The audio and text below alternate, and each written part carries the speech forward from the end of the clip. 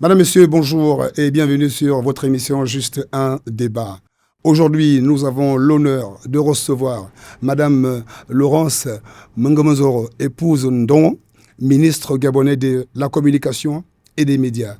Madame la ministre, bonjour et merci d'avoir accepté notre invitation. Merci à vous pour l'invitation. Bonjour. Nous tenons personnellement, au niveau de l'Agence gabonaise de presse, à vous remercier d'avoir permis de mettre en place ce plateau pour les médias audiovisuels accrédités au dialogue national inclusif et géré par OREP Gabon. Madame la ministre, au nom des communicateurs de l'audiovisuel, nous vous disons merci. Il n'y a pas de quoi. Je pense qu'on a fait simplement notre travail. Nous avons en charge la couverture médiatique de cet événement historique d'envergure et qui fait qu'aujourd'hui, le monde entier a les regards fixés sur le Gabon parce que le Gabon est un pays qui intéresse le reste du monde parce qu'il fait partie du concert des nations et c'est un pays que l'on sait essentiellement riche et dont la forêt fait partie aujourd'hui des bassins, des forêts des bassins du Congo qui contribuent donc à la protection de l'environnement de la planète, qui produit du dioxygène pour l'ensemble de la planète. Juste pour dire que le Gabon est un pays qui a toute son importance et ce qui s'y passe intéresse le reste du monde. Donc, en charge de cette couverture médiatique, il était tout à fait naturel et normal que nous mettions à disposition les conditions qu'il faut, les conditions adaptées à notre temps pour permettre à tous les médias accrédités de faire leur travail dans les conditions idoines. Les médias accrédités nationaux comme ceux venus de l'extérieur du pays, bien entendu. Oui, bien sûr, puisque le Gabon, comme je vous disais, en ce moment, le dialogue qui se déroule ici intéresse plus d'un, parce qu'il sert d'exemple et aussi parce qu'on veut savoir qu'est-ce qui va se passer par la suite. Le Gabon est à un tournant historique, vraiment historique. Et donc, il y a des médias qui nous accompagnent parce que leur rôle étant de relayer l'information et pour le faire de manière objective, c'était bien qu'ils soient sur place. Et donc, nous voulons saluer donc, tous ces médias internationaux qui ont pris la peine d'être là, Africa 24, RFI, TV5 Monde et bien d'autres parce qu'il y en a qui continuent de se faire accréditer, qui continuent d'arriver parce que justement, ils voient ce qui se passe et ils sont de plus en plus intéressés à venir. Hier encore, on a reçu des demandes de médias qui veulent venir couvrir cet événement parce qu'ils voient effectivement le travail qui est rendu par nos médias locaux aussi qui sont déjà là et les médias internationaux qui sont là, qui font l'effort de traiter l'information avec éthique et déontologie. Vous avez insisté sur le caractère historique de l'événement en cours, en parlant de moments historiques. Le retour du Tam-Tam d'Afrique, Africa numéro 1, est particulièrement apprécié et salué par la communauté communicationnelle d'abord, mais surtout par les auditeurs. Madame la ministre, que vous inspire ce retour et comment est-on parvenu à ce succès?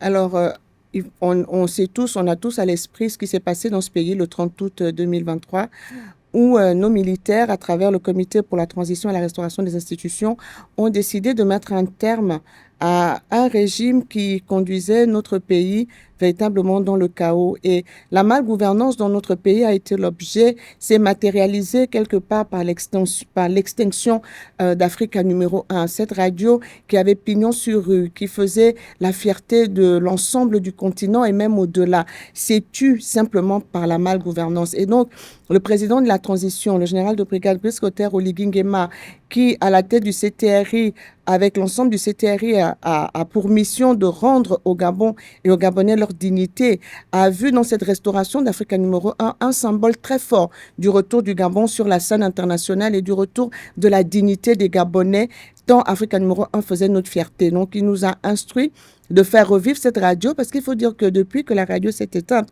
le personnel était en chômage technique. Ça veut dire que ils étaient payés, leurs salaires sont toujours budgétisés par l'État.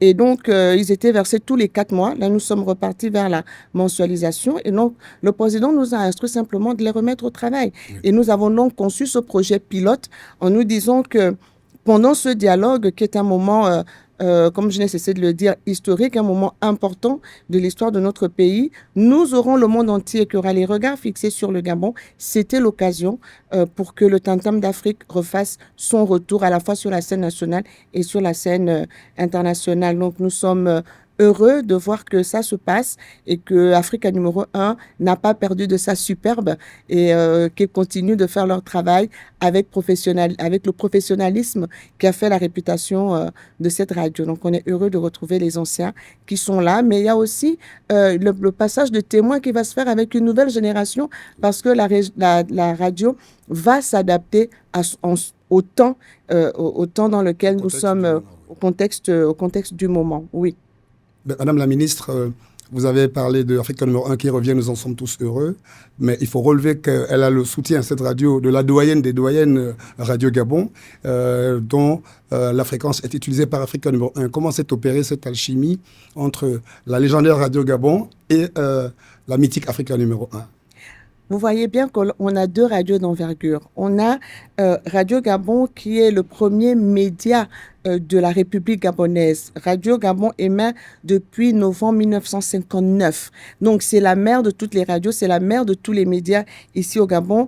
Radio Gabon a contribué à consolider l'unité nationale, a contribué à construire l'inclusion des Gabonais, tant au niveau familial qu'au niveau national. C'est par Radio Gabon, à l'époque on n'avait pas de téléphone portable, c'est Radio Gabon par les communiqués qu'on apprenait les naissances, qu'on apprenait les décès, qu'on apprenait les retraits de deuil, les informations. Donc Radio Gabon a toute sa place dans l'écosystème médiatique gabonais. Et nous avons l'intention au ministère de la Communication de justement travailler à redynamiser toutes nos radios provinciales, les stations provinciales de Radio Gabon et même au niveau du centre gouverneur.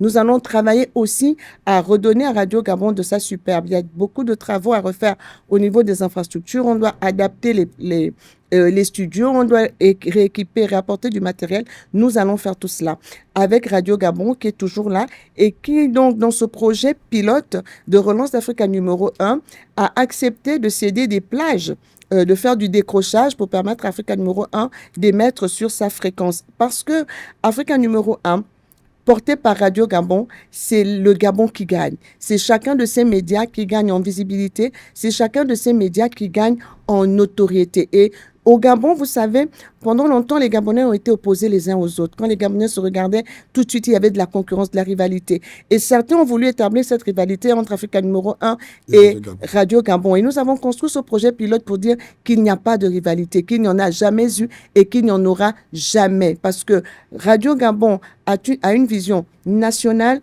Africa numéro 1 a une vision panafricaniste, donc aller au-delà de l'Afrique internationale. Et vraiment, les deux radios se complètent et les deux radios sont des outils pour que le Gabon, pour la dignité et l'honneur et la visibilité du Gabon sur la scène nationale et internationale. Et donc, on salue tout à fait cette collaboration qui se déroule très, très, très bien et donc qui est profitable pour les deux radios, une historique, l'autre mythique, légendaire et mythique, de notre pays, le Gabon. Madame la ministre, vous avez évoqué le caractère social des agents d'Africa numéro 1 qui sont régulièrement payés, mais qui ne sont pas à même d'exercer leur métier. Le cadre social global des agents du ministère de la Communication en ce qui concerne l'octroi le mois de décembre 2023 dernier de 500 postes budgétaires au personnel de la communication et des médias. Où en sommes-nous aujourd'hui, Madame la Ministre? Surtout que les délais qui avaient été avancés étaient que soit c'était à cette fin du mois de mars ou mi-avril. Pouvez-vous nous donner plus de précisions, s'il vous plaît? Alors, il faut savoir que lorsque nous sommes arrivés à la tête du ministère de la Communication et des médias, nous avons trouvé des situations sociales, administratives des collaborateurs qui étaient très difficiles. Nous avons trouvé des collaborateurs qui étaient payés à 50 000 francs CFA à la main et parfois ces 50 000 francs n'arrivaient même pas pendant 2, 3, 4 mois. Le CTRI a pour objectif, et c'est la vision du chef de l'État, le général Oligui Nguema, de rendre aux Gabonais leur dignité. Et nous avons donc pris la décision de rehausser tous les salaires au revenu minimum mensuel fixé par la loi. Ce n'est pas nous qui l'avons décidé. Il y a un revenu minimum mensuel qui est fixé par la loi et qui est de 150 000 francs CFA. Nous avons demandé que tous les salaires soient rehaussés à ce revenu minimum mensuel, que ceux qui n'avaient pas de contrat aient des contrats de travail parce que... Qu'ils soient sécurisés. Qu'ils soient sécurisés parce que le travail fait partie de la dignité de l'être humain. Chacun veut pouvoir gagner sa vie à la sueur de son front. C'est la première chose que nous avons faite. Ensuite, nous avons remarqué qu'au niveau, par exemple, central, au niveau du ministère, 60% de l'organigramme était vacant. On avait des collaborateurs qui assuraient des postes de direction, de chefs de service par intérim depuis parfois 10-11 ans. Nous avons simplement régularisé cela en nommant tout le monde en Conseil des ministres. Nous l'avons fait parce que notre priorité en arrivant dans ce ministère, c'est vraiment la gestion des ressources humaines. Nous sommes là pour le bien des Gabonais. Et si on veut que les fonctionnaires travaillent correctement et qu'on puisse avoir des résultats escomptés, on doit leur donner des conditions de travail adéquates, minimales pour le faire. Pour cela, nous avons régularisé les situations administratives. Nous avons rehaussé les salaires. Nous avons refait les bâtiments. On a réaménagé les bureaux. Tous les bureaux qui étaient vétustes, nous les avons refaits. On a remis du mobilier de bureau. On a mis du matériel informatique pour que les uns et les autres puissent travailler. Le CTRI nous a mis à disposition... En moins de 7 mois. Le CTRI nous a mis à disposition des véhicules qui ont été redistribués au personnel pour que tout le monde soit efficace. D'ailleurs, les collaborateurs d'Africa numéro 1 pourront en témoigner. Il y a un véhicule qui est mis à leur disposition pour les transporter et les ramener au centre d'Angonje tous les jours, parce que nous voulons que chacun soit efficace à son poste. Il y avait donc aussi le problème des collaborateurs qui attendaient leurs intégrations depuis longtemps, mais celle-ci avait été gelée depuis près de 12 ans. Nous sommes allés voir le président de la République et nous avons posé le problème. Fidèle à ce qu'il est, le président de la République a décidé de nous mettre à disposition 500 postes budgétaires. Ces postes budgétaires ont été donnés prioritairement pour régulariser les situations qui étaient en attente d'intégration. Et c'est à ces situations-là que nous avons donné la priorité. Et nous avons dit que si il en reste, nous allons procéder à des recrutements parce qu'aujourd'hui, il y a besoin de personnel. Il y a besoin de personnel, on a déjà la fonction publique. Il y a besoin d'ingénieurs, par exemple, à Gabon Télévision. Je parle sous le couvert du directeur général qui est là sur ma droite. Il n'y a pas d'ingénieur télécom réseau, par exemple. Or, aujourd'hui, il faut que l'ensemble de Gabon Télévision soit câblé, du moins à Internet, etc. Donc, il faut un ingénieur pour gérer ce réseau avec des techniciens. Cela n'existe pas. Et aujourd'hui, pour ce qui est des métiers de l'audiovisuel, il y a de nouveaux métiers qui n'existaient pas il y a 10-15 ans. Il nous faut recruter dans ces nouveaux métiers. Pour s'arrimer aux normes internationales. Gabon Télévision est devenu un EPIC. Donc, Gabon Télévision doit aller chercher de l'argent. Donc, il nous faut un service marketing adéquat. Il faut construire une régie publicitaire. Donc, il y a tout ça, il nous faut des nouveaux métiers. Donc, nous nous sommes dit, la priorité, c'est d'abord de régulariser les situations qui étaient en attente. Madame la ministre, s'il vous plaît, combien de dossiers pouvez-vous nous donner qui étaient en attente, qui sont donc prioritaires? Les dossiers qui étaient en attente, nous sommes autour de plus de 250 que nous avons déjà fait partir à la fonction publique. Et comment nous avons procédé? Nous avons demandé à nos directions de toutes nos entités sous tutelle, Gabon Télévision, Radio Gabon, Télédiffusion du Gabon, Agence gabonaise de presse, l'IGIS, nous leur avons demandé de nous faire parvenir les listes des personnels qui étaient en attente d'intégration. Et ces listes devaient être co-signées par les syndicats, les représentants du personnel, pour que personne ne vienne se plaindre en disant tel collaborateur a été oublié. Nous sommes allés plus loin. Nous avons réuni une commission. Une fois les listes reçues et les dossiers reçus, nous avons réuni une commission qui a siégé 2 fois de suite pour réexaminer les listes et les dossiers. S'assurer que tous les noms sur les listes correspondent bien aux dossiers et que les dossiers sont complets. C'est seulement après ces 2 commissions auxquelles ont siégé les collaborateurs du ministère et les représentants des syndicats que nous avons fermé les enveloppes et nous sommes allés déposer les dossiers à la fonction publique. Donc aujourd'hui, personne ne viendra se plaindre en disant qu'il a été oublié. Évidemment, tout ce processus prend du temps. Nous n'avons pas voulu nous précipiter parce que nous voulions nous assurer que dans ce processus qui a été mis en place pour résoudre des injustices, que ce processus ne soit pas utilisé pour créer d'autres injustices. Nous voulions que ceux dont les dossiers vont partir en priorité soient véritablement ceux qui sont sur le terrain et qui sont en train de travailler. Maintenant, la deuxième partie, ça va être le recrutement. Mais le recrutement, nous avons reçu près de 4000 dossiers. Alors qu'il y en avait 500 pour voir. Non, pas 500. 200. Un peu moins de 200. Parce qu'on a donné la priorité d'abord aux régularisations qui sont déjà parties. Donc, quand vous avez 4000 dossiers qui sont déposés et vous avez à peine 200 postes, vous n'allez pas étudier 4000 dossiers en 3 jours. Il faut qu'on prenne le temps de voir. On a demandé aux entités sous tutelle de nous remonter les besoins en termes de recrutement. Donc, on a leurs besoins. Il faut qu'on épulche ces dossiers pour voir qui répond aux besoins qu'on nous a remontés. Et tout ça prend du temps. Et nous sommes là pour faire les choses correctement. Donc, nous n'avons absolument aucune pression. Nous préférons prendre le temps que les dossiers soient traités correctement, qu'il n'y ait pas d'injustice et qu'il n'y ait pas de plainte derrière. Nous avons des dossiers examinés et il faut aussi que les compatriotes sachent qu'il ne suffit pas d'avoir déposé un dossier pour être retenu. Tout à fait. Il y a 4000 dossiers, il y a un peu plus de 200 places. Donc, certains ne seront pas retenus et il va falloir qu'ils fassent avec. La plus belle fille du monde ne peut donner que ce qu'elle a. Et c'est ce que nous nous contentons de faire. Mais dans ce cadre-là, Madame la ministre, donc les 4000 personnes qui espèrent que le ministère de la Communication fasse ce qu'il peut pour les aider, comment avez-vous gardé un contact avec les partenaires sociaux? Est-ce que vous expliquez cela aux leaders syndicaux des départements, des entités sous tutelle, pour que la communication soit permanente, justement? Ces personnes ne travaillent pas, donc elles ne sont pas syndiquées. Elles ne sont pas syndiquées au niveau du ministère de la Communication. Nous avons travaillé avec les syndicats pour ceux qui sont déjà en fonction, parce que eux, ils sont syndiqués. Donc, nous avons associé les syndicats dans le traitement de ces dossiers-là. Mais ceux-là, ce sont des demandeurs d'emploi. Et donc, quand on demande un emploi, on attend une réponse et on sait que si au bout d'un moment, on ne nous a pas répondu, c'est que notre candidature n'a pas été retenue. Nous n'allons pas écrire à 4000 personnes ou à 3800 personnes pour leur dire votre dossier n'a pas été retenu. Ce n'est pas faisable. Ceux qui seront retenus recevront un courrier qui leur dira qu'ils ont été retenus. C'est la précision, madame, que je souhaitais que vous fassiez parce qu'un amalgame aurait peut-être pu s'installer dans les esprits en parlant de 4000 par rapport à ceux qui sont effectivement demandeurs et en étant membres du personnel de la communication. Madame la ministre, dans le cadre de vos fonctions, de vos activités, très denses d'ailleurs, je dois l'avouer, un partenariat créé par le gouvernement, donc le consortium TDG et Télédiffusion du Gabon, la Poste Universelle, a été mis en place par le gouvernement. Pouvez-vous nous expliquer concrètement de quoi il s'agit? On parle de raccordement et de connexion de certaines zones blanches et de certains villages du Gabon. Pouvez-vous, Madame la ministre, nous donner plus de détails? Alors, nous avons la télévision et la radio sur notre territoire.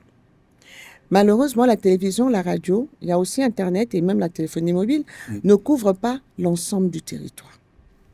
Le président de la République nous a instruit d'œuvrer à l'extension de la télévision et de la radio sur l'ensemble du territoire. Donc, il fallait qu'on réfléchisse à comment est-ce qu'on va le faire. Nous avons Télédiffusion du Gabon, qui est l'entité qui appartient au gouvernement et qui se charge de tout ce qui est diffusion, que ce soit de diffusion audiovisuelle. Parce que vous avez la télévision qui émet un signal. Si TDG ne prend pas en charge ce signal, les écrans sont noirs. Donc, c'est Télédiffusion du Gabon qui se charge de faire en sorte que la télévision, la radio soient visibles dans tout le Gabon. Ce sont eux qui transportent le signal. Donc, ils s'occupent des émetteurs, etc. TDG dépend du ministère de la Communication. Et nous nous sommes rendus compte que la Poste SA a le plus grand réseau de télécommunications, les meilleures infrastructures de télécommunications du pays. Et la Poste SA a une licence de fournisseur d'accès Internet. D'accord ? Juste pour vous dire, lorsque la compagnie de téléphonie mobile Azure existait, ce sont les infrastructures de télécommunication de la Poste qui portaient le signal d'Azure dans certaines régions, notamment du côté de Ndjolé dans le Moyen-Ogooué. Donc, la Poste a des infrastructures qui lui permettent de diffuser, d'être fournisseur d'accès Internet et même d'être fournisseur de téléphonie mobile. Et nous savons que notre Poste aujourd'hui est sous perfusion. Les salaires de la Poste sont payés par une subvention de l'État. Donc, il s'agit aussi de redynamiser la Poste, lui redonner ses lettres de noblesse et que la Poste soit à même de se prendre en charge toute seule et même de générer des bénéfices. Face à ce constat, nous nous sommes rendus compte qu'il y a des zones blanches. C'est quoi les zones blanches? Nous avons des fournisseurs d'accès Internet. Nous avons des fournisseurs de téléphonie mobile, mais qui vous disent qu'ils ne peuvent pas aller dans certaines régions du pays parce qu'elles ne sont pas rentables. pour eux. Ce sont ces régions-là qu'on appelle des zones blanches. Or, ce sont des parties de notre territoire. Bien ce sûr. sont nos compatriotes. Bien Nous sûr. devons, nous leur apporter ce service public de télévision, de radio, d'Internet et même de téléphonie mobile. Qu'est-ce que l'État fait? L'État dit à ses fournisseurs d'accès Internet et de téléphonie mobile, puisque vous ne pouvez pas couvrir ces zones blanches parce qu'elles ne sont pas rentables pour vous, nous allons vous prélever 2% de votre chiffre d'affaires. D'accord. Et avec cette somme-là, nous allons réaliser donc ce service que l'on appelle le service universel de téléphonie, de radio, d'Internet et de télévision. Mais il y avait un vide au niveau du pays. Les fonds du service universel étaient prélevés à ces opérateurs de téléphonie mobile et de fournisseurs d'accès Internet, mais n'étaient pas utilisés parce que le pays n'avait pas un opérateur de service universel. Parce qu'on ne peut pas retirer 2% à une compagnie qui vous dit « je ne peux pas aller à Malinga parce que ce n'est pas rentable » et lui dire que bon, avec ces 2%, on vous paye encore pour que vous alliez à Malinga. Ce n'est pas possible. Donc, dans tous les pays, il existe un opérateur national qui a en charge le service universel. Et c'est cet opérateur national que nous avons créé à travers le groupement d'intérêt économique Poste Télédiffusion Service Universel. Donc, désormais, les fonds qui sont prélevés pour le service universel doivent simplement être reversés à ce GIE pour que lui, il se déploie et amène le service universel dans les zones blanches. Et nous avons commencé sur les fonds qui nous ont été mis à disposition par le président de la République. Nous avons apporté en moins de 2 mois la télévision, la radio et Internet. Nous avons commencé par Dibwangi, Makongonio, Nzenzele, Malinga, parce qu'il faut quand même rappeler que lorsqu'il y a eu le coup de libération, nos compatriotes de Malinga l'ont appris 1 semaine après par la radio du pays voisin. Donc, nous avons mis comme un point d'honneur à commencer par cette région du Gabon. Donc, Dibwangi, Nzenzele, Makongonio, Malinga ont aujourd'hui accès à la télévision, à la radio, à Internet, et je veux dire gratuitement, sans passer par un bouquet quelconque. Il suffit qu'ils achètent leurs antennes râteaux comme avant et ils ont la télévision. Nous avons, dans ces villages-là, apporté des kits dans lesquels il y avait une télévision, un ordinateur et tout le matériel de connexion que nous avons déposé chez les responsables. Nous avons donc créé des salles où ils peuvent venir, ils ont accès à Internet et où ils peuvent regarder donc la télévision. Tout cela gratuitement, quasiment. Gratuitement, aux frais de la République, suite à la volonté, l'engagement personnel du président de la République. Et nous avons apporté la télévision et la radio pour l'instant à Ovan, qui n'avait jamais eu de télé ni de radio. Et nous travaillons aujourd'hui pour que les Gabonais puissent avoir accès à nos chaînes nationales sans passer par un bouquet quelconque. Pour l'instant, nous émettons encore en analogique pour ce qui est de la télé. Donc, il faut juste avoir l'antenne râteau et vous aurez votre télévision, Gabon Télévision, sans passer par un bouquet quelconque. Nous avons le projet de migration vers la télé numérique terrestre, donc la TNT. Et lorsque nous aurons mis en place la TNT, nous aurons un bouquet national auquel les Gabonais pourront avoir accès directement par les moyens de télédiffusion du Gabon via le ministère de la Communication. Donc, nous sommes sur toutes ces questions-là. Le GIE, c'est vraiment, il est bénéfique parce que pendant des années, on a prélevé les fonds du service universel et ils n'ont servi à rien. Je suis allée au Parlement pour présenter le service universel. Depuis des années, c'est 0 village couvert par le service universel. 0 village, alors que des dizaines de milliards ont été prélevés pour le service universel.